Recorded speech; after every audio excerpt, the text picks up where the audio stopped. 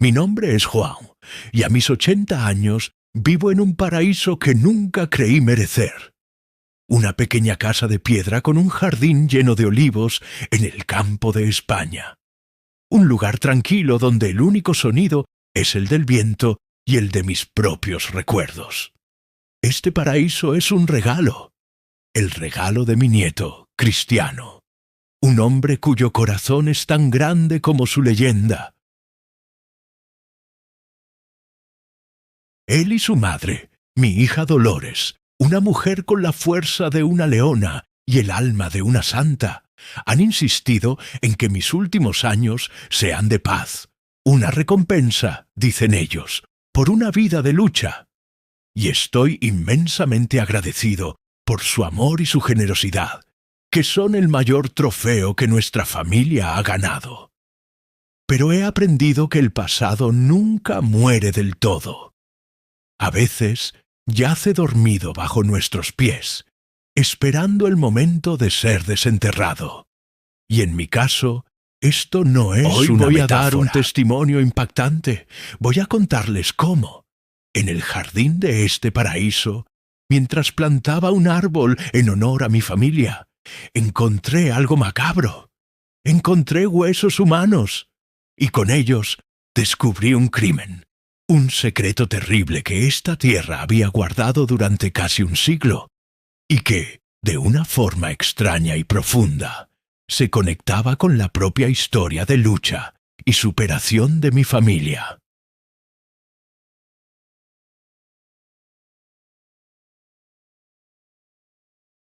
Antes de llevarte a ese momento, al instante en que mi pala golpeó algo que no era una piedra y el pasado emergió de la tierra, quiero pedirte que me acompañes en este increíble relato. Esta historia que estoy a punto de contarte no es solo mía. Es la historia de un fantasma olvidado y la de una familia que, sin saberlo, construyó su triunfo sobre una tierra marcada por la tragedia.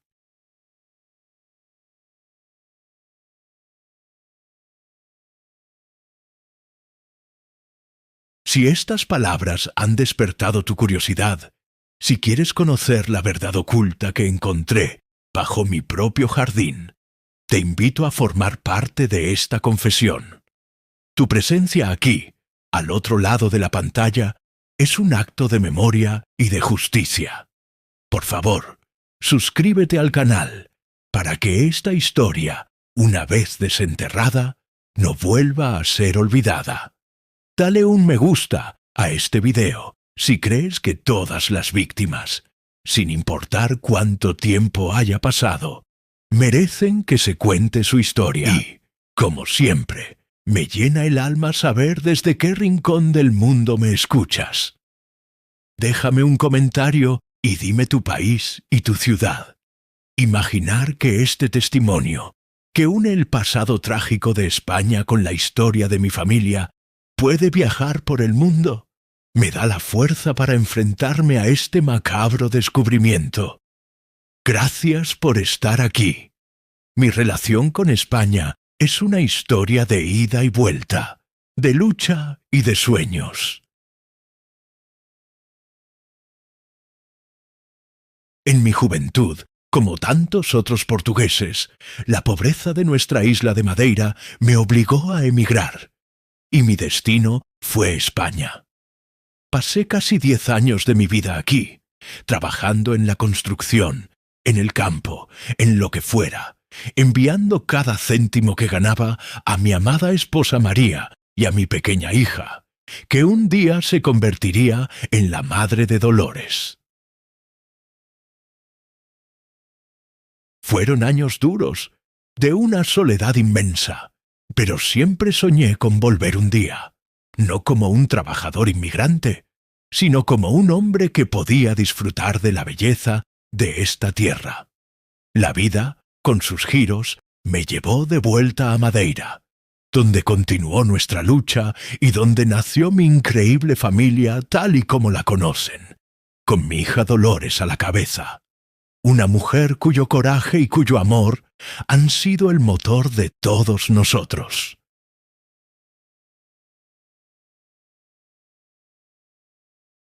Durante décadas, aquel sueño de una casa tranquila en España quedó guardado en un rincón de mi corazón. Y entonces, hace un par de años, mi nieto Cristiano, ese muchacho de un corazón tan noble que no le cabe en el pecho, hizo mi sueño realidad.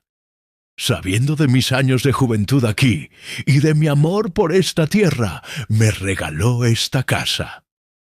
«Para que descanses, abuelo», me dijo, «para que finalmente tengas la paz que tanto te mereces». Su generosidad y la de toda mi familia es algo que me abruma cada día. Son la prueba viviente de que el éxito no sirve de nada si no se comparte con los que amas. Así que aquí estaba yo, un anciano, viviendo el sueño de mi juventud gracias al amor de mi nieto.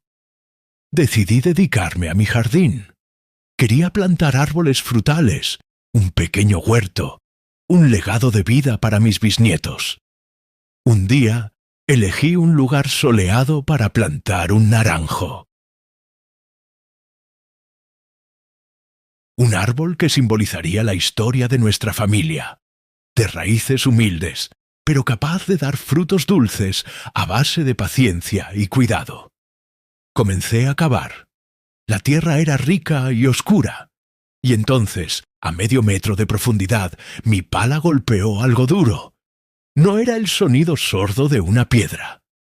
Era un sonido más seco, más hueco. Pensé que era una vieja tubería o los restos de un cimiento antiguo. Seguí cavando con más cuidado alrededor del objeto. Y lo que emergió de la tierra hizo que se me helara la sangre en las venas. Era un hueso, un fémur humano. Al principio, mi mente se negó a aceptarlo, pero seguí cavando, con las manos temblorosas, y aparecieron más. Una cadera, costillas, una columna vertebral. Y finalmente, un cráneo. Estaba arrodillado frente a una tumba sin nombre, en el jardín de mi paraíso. Un esqueleto humano, enterrado de forma superficial y sin ataúd, había estado durmiendo bajo mis pies. El macabro hallazgo me dejó en shock, y mi primera reacción fue la de llamar a la policía. Pero algo me detuvo. Junto a los huesos vi algo más.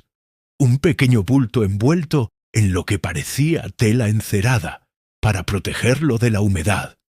Con un cuidado infinito, lo saqué de la tierra. Lo desenvolví. Dentro había una pequeña caja de lata, oxidada pero intacta. Y dentro de esa caja estaba la clave del misterio, la historia de la persona que había sido enterrada en mi jardín. Sostuve la pequeña caja de lata en mis manos con una reverencia que no sabía que sentía. Pesaba mucho más de lo que su tamaño sugería, como si contuviera no solo objetos, sino el peso de una vida entera. El sol de la tarde en mi jardín español, que momentos antes me parecía una bendición, ahora proyectaba sombras largas y frías que se asemejaban a los barrotes de una celda. Con cuidado, forcé la tapa oxidada.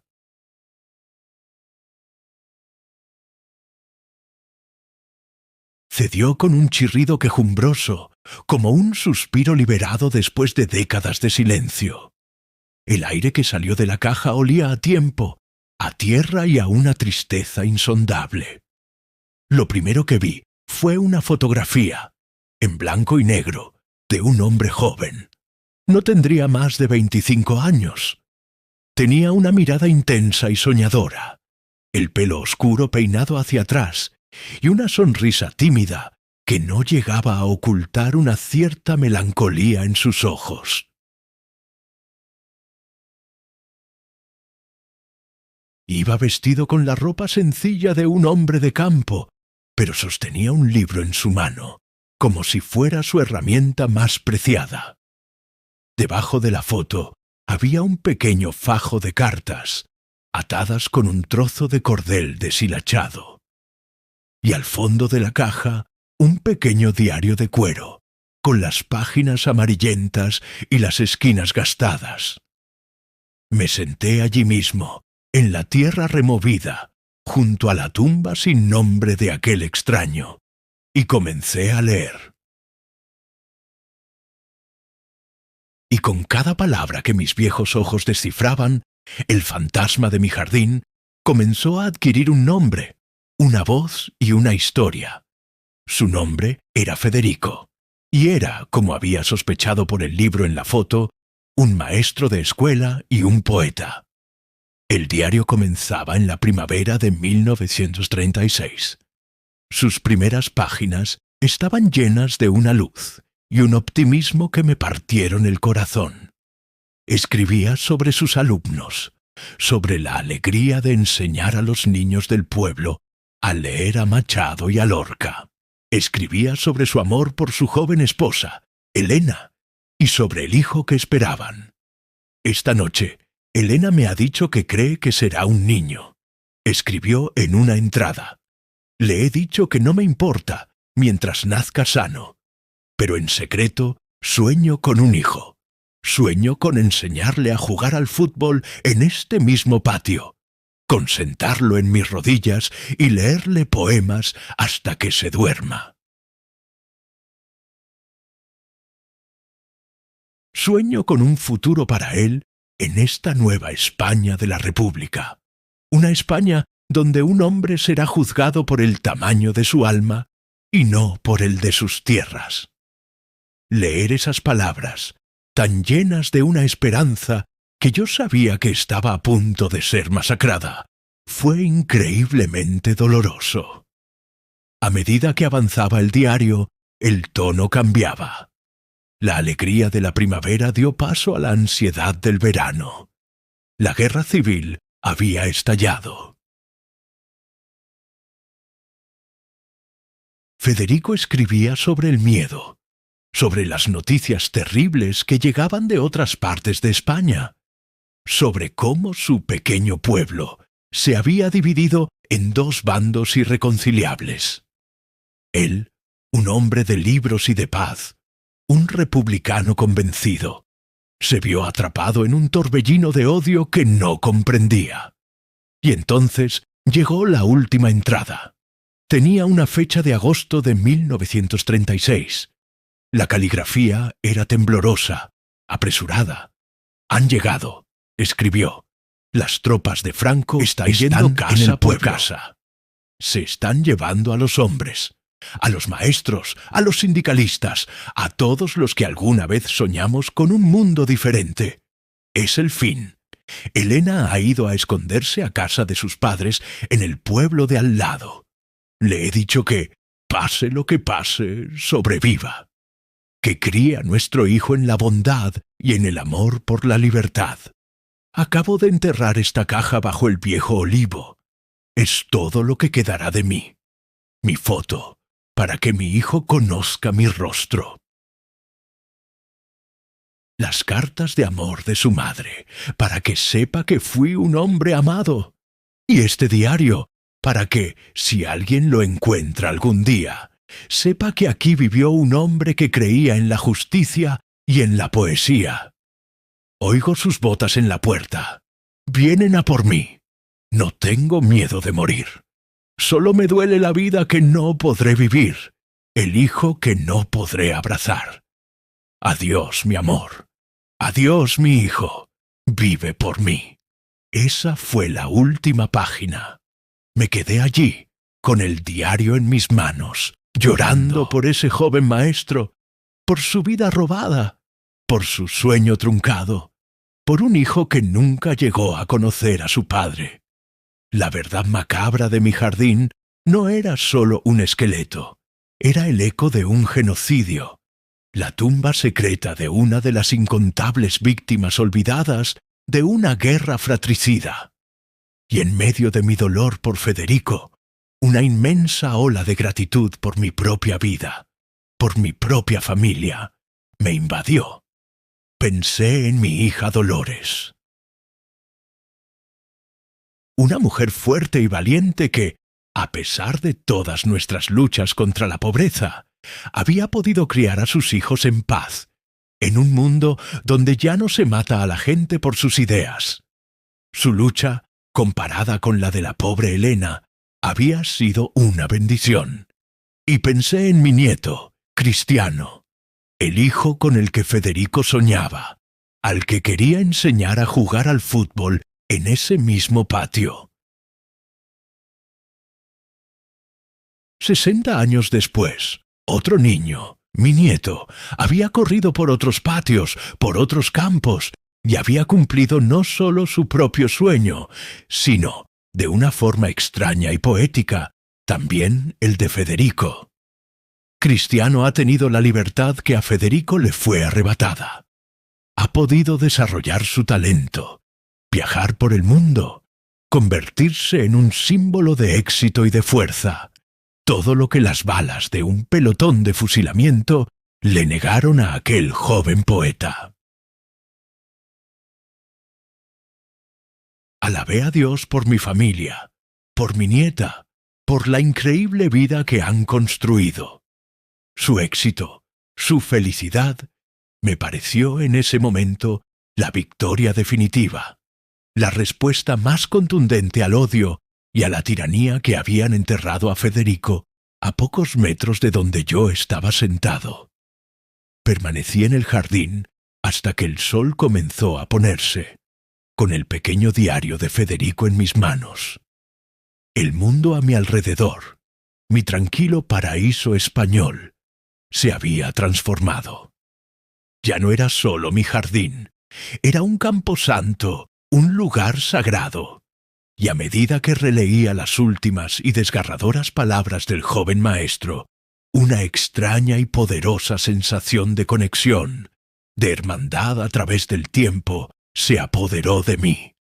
Me di cuenta de que, aunque nuestras vidas habían sido separadas por casi un siglo de historia, y por circunstancias muy diferentes, la lucha de Federico y la lucha de mi familia eran, en su esencia, la misma lucha.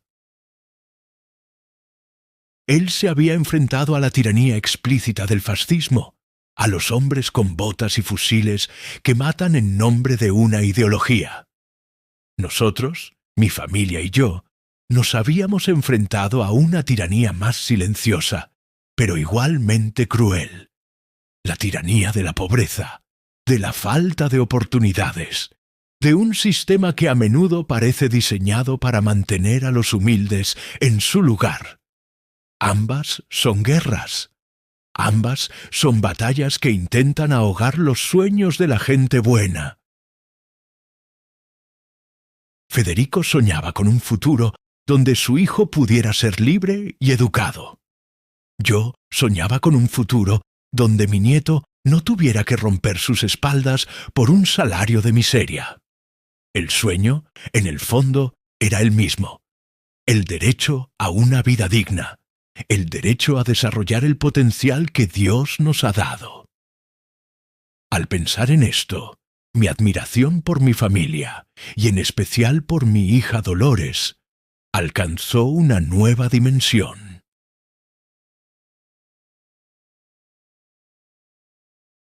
Vi en ella, con una claridad absoluta, el mismo espíritu de resistencia que debió de animar a Federico. Mi hija es una guerrera. Quizás no ha luchado en una guerra con trincheras y bayonetas, pero ha luchado en la guerra diaria de la supervivencia, que a menudo es igual de brutal. La he visto levantarse antes del amanecer, después de haber dormido apenas unas horas, para ir a limpiar las casas de otros.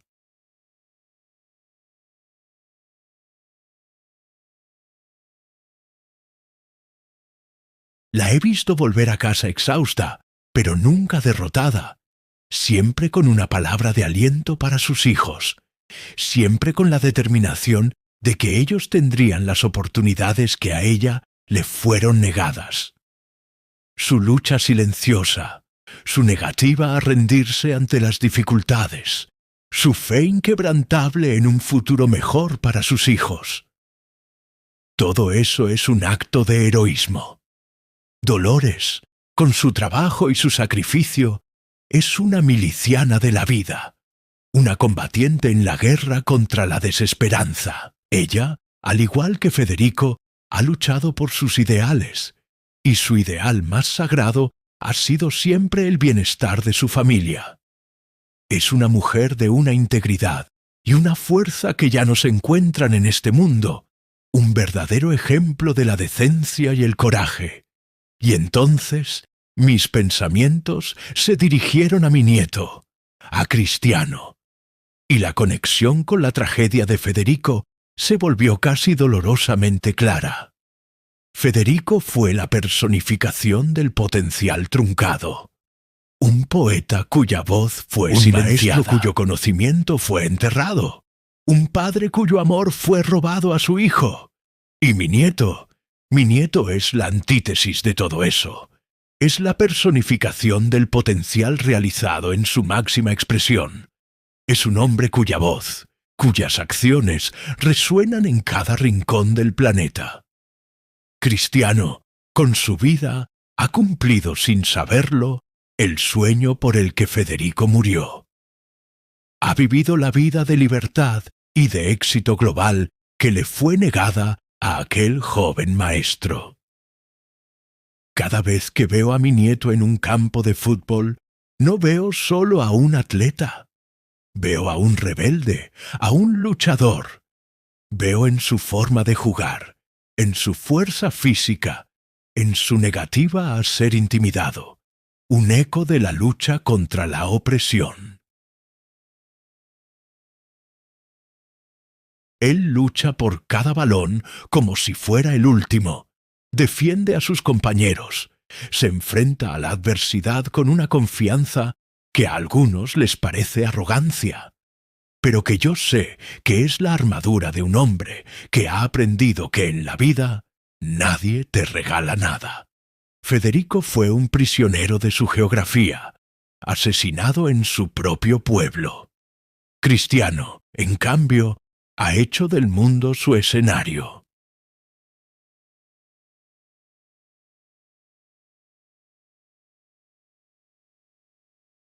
Ha trascendido todas las fronteras. Se ha convertido en un ciudadano del mundo, un símbolo de que el talento y la determinación, sin importar cuán humilde sea tu origen, pueden derribar cualquier muro. La vida de mi nieto es una celebración de la libertad que a Federico le fue arrebatada. Y el carácter de Cristiano, forjado en los valores de su madre y de toda nuestra familia, es la victoria final de nuestros principios sobre la tiranía, ya sea la de la pobreza o la de la política. Es un hombre de una lealtad a su familia que es casi legendaria. En un mundo lleno de distracciones y tentaciones, él ha mantenido a su madre, a sus hermanos, a sus hijos, como el centro absoluto de su universo. Es un hombre que, a pesar de su inmensa riqueza, nunca ha olvidado el sabor de la lucha, el valor del trabajo duro. Estas virtudes, la lealtad, la disciplina, el respeto por sus raíces,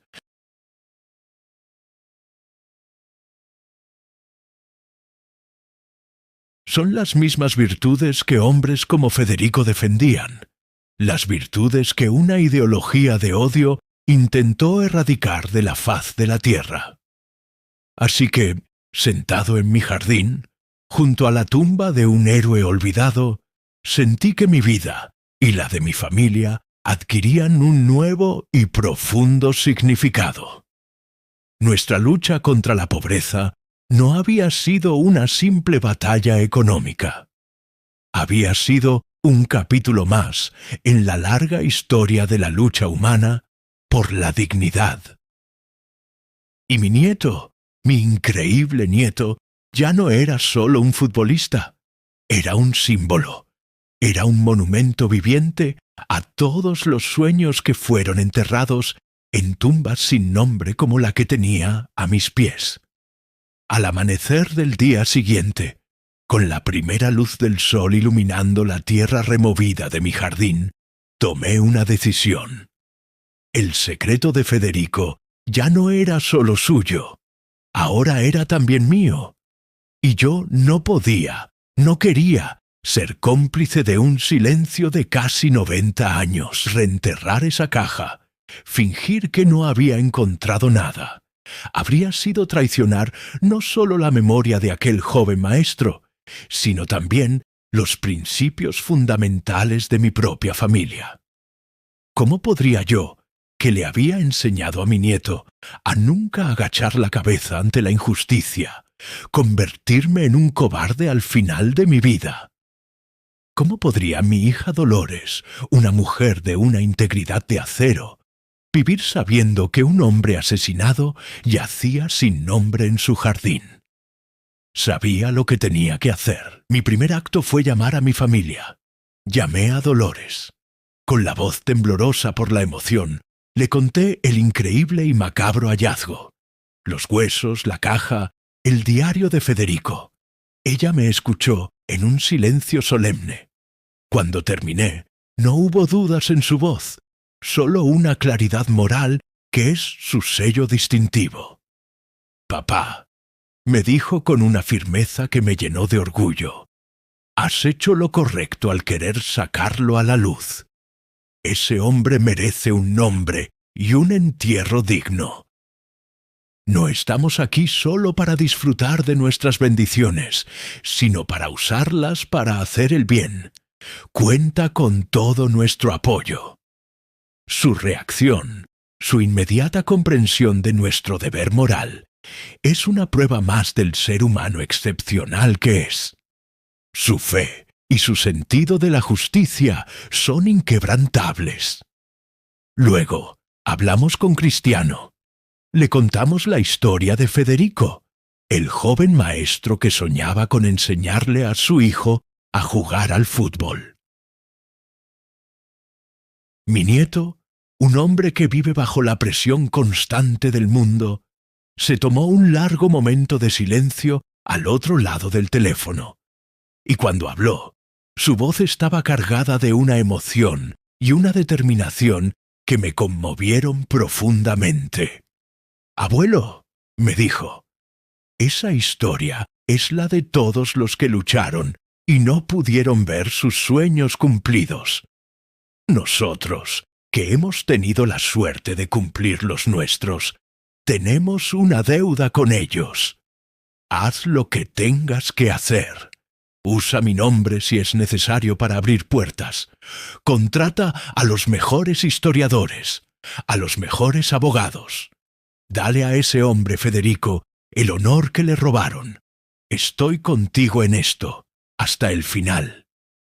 El apoyo incondicional de mi nieto y de toda mi familia fue la fuerza que necesité para dar el siguiente paso. No contacté directamente a la policía local. Mi propia historia me había enseñado a desconfiar de las autoridades que a menudo prefieren la paz de los cementerios al ruido de la justicia.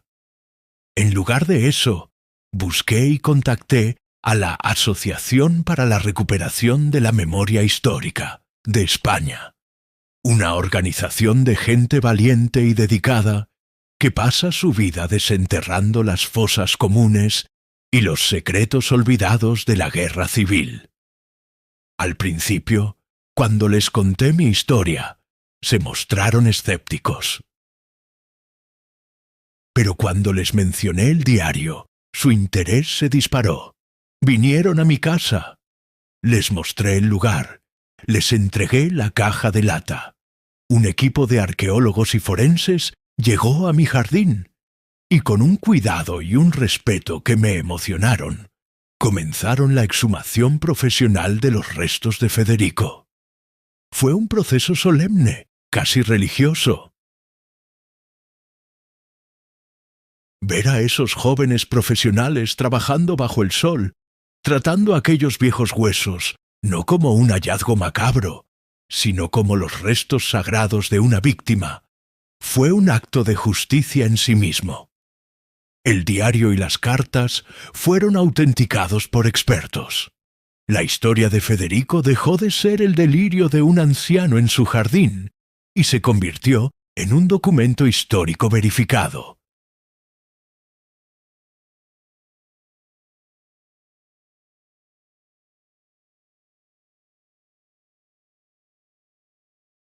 Y gracias a la atención mediática que inevitablemente atrajo el hecho de que todo esto sucediera en la casa del abuelo de Cristiano Ronaldo, la historia de Federico se conoció en toda España.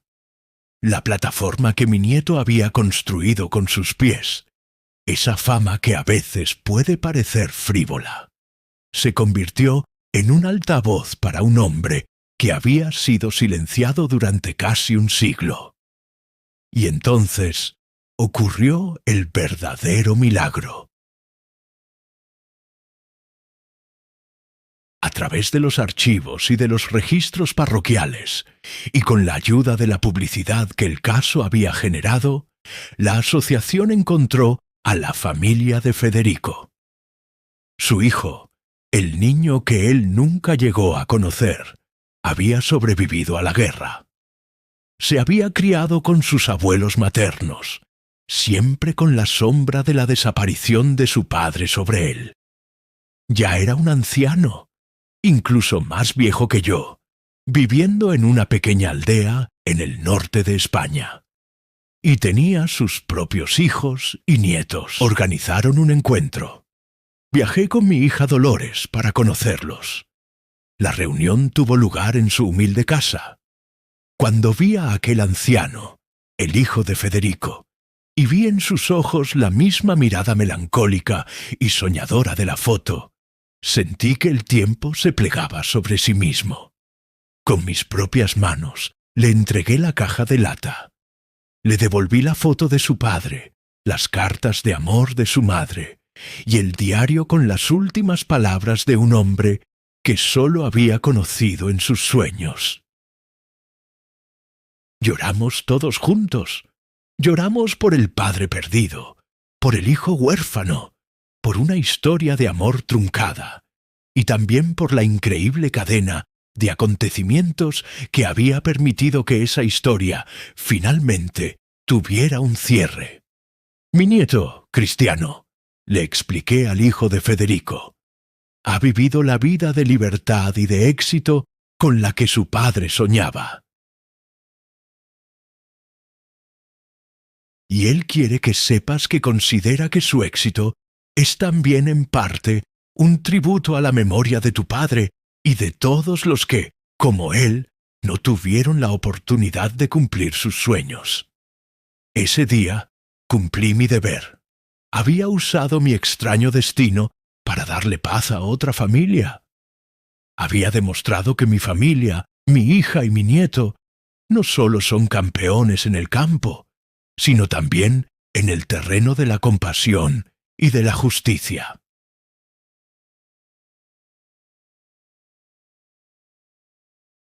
Y al hacerlo, sentí que había honrado la lucha silenciosa de mi propia vida de la mejor manera posible.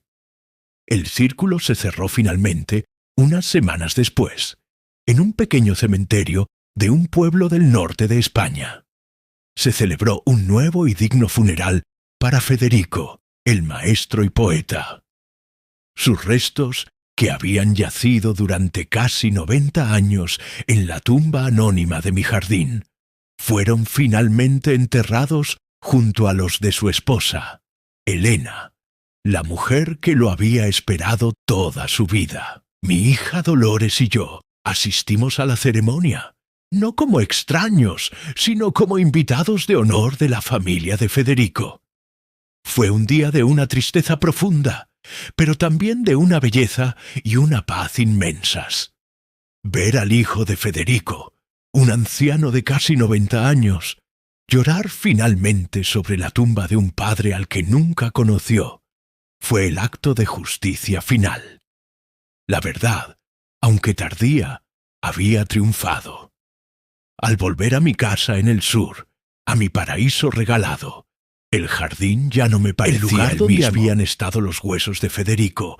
Ahora una tierra limpia y nivelada ya no era un lugar macabro. Se había convertido en un lugar sagrado, un punto de conexión entre el pasado y el presente, entre el dolor y la redención. Y entendí que mi viaje, mi larga vida de lucha, me había traído a esta casa por una razón que iba más allá de mi propio descanso. Me había traído aquí para ser el guardián de la memoria de un hombre olvidado, para ser el instrumento de su paz final. Y la razón por la que he decidido contar esta historia al mundo, este testimonio impactante, no es para buscar el aplauso ni la notoriedad. Lo hago para cumplir una última promesa, una promesa a la memoria de Federico y a los valores de mi propia familia. Lo hago porque mi nieto, Cristiano, me enseñó una lección fundamental. Su fama, su poder mediático, no es solo para él. Es una plataforma, una voz que puede ser usada para dar luz a las sombras. Y usar esa plataforma para contar la historia de Federico, para honrar a una de las incontables víctimas de la injusticia, es la forma más noble de utilizar el éxito. Es transformar la gloria deportiva en un acto de humanidad. Quiero que el mundo sepa esto, que cuando admiran a Cristiano Ronaldo, no solo están admirando a un atleta de otro mundo, están admirando el producto final de una larga cadena de resiliencia y de decencia. Están admirando al nieto de un hombre que luchó contra la pobreza, y al hijo de una mujer, mi hija Dolores, cuyo corazón es un océano de compasión y de fuerza. Dolores, al enterarse de la historia de Federico, lloró como si hubiera perdido a un hermano. Y fue ella la que me dijo: «Papá, tenemos que contar su historia. Es nuestro deber». Esa es mi hija, una mujer cuyo imperio moral es más grande que cualquier imperio financiero. Su carácter es la verdadera fortuna de nuestra familia. Cristiano ha heredado esa misma alma. Su éxito no lo ha hecho ciego a las luchas de los demás. Al contrario, le ha dado una plataforma para inspirar, para ayudar, para recordar al mundo que detrás de cada historia de éxito hay a menudo una historia de sacrificio. Él es la victoria de todos los Federicos del mundo. Es la prueba de que, aunque la tiranía pueda cortar una vida, no puede extinguir el sueño de una vida mejor, un sueño que puede renacer, décadas después, en el talento y el carácter de un niño de una humilde isla. Mi confesión ha terminado. En el lugar donde encontré los huesos, he plantado finalmente mi naranjo. Crecerá fuerte, y sus raíces se alimentarán de una tierra que ya no guarda secretos de dolor, sino una historia de justicia y de paz. Cada vez que me siento en mi jardín, ya no pienso en la macabra verdad que encontré, sino en la hermosa lección que me ha enseñado, que todos estamos conectados, que la lucha de un maestro en 1936 no es tan diferente de la lucha de una madre trabajadora en los años 80, y que el éxito de un nieto en el siglo XXI puede servir para honrar el sacrificio de un fantasma del pasado. Mi vida ha sido larga y ha tenido valles muy oscuros, pero hoy, al final, me siento en paz. He honrado a mi familia, a mi increíble hija y a mi extraordinario nieto. Y le he dado una voz a un hombre al que se la robaron. Y esa, creo yo, es la mejor manera de terminar cualquier historia.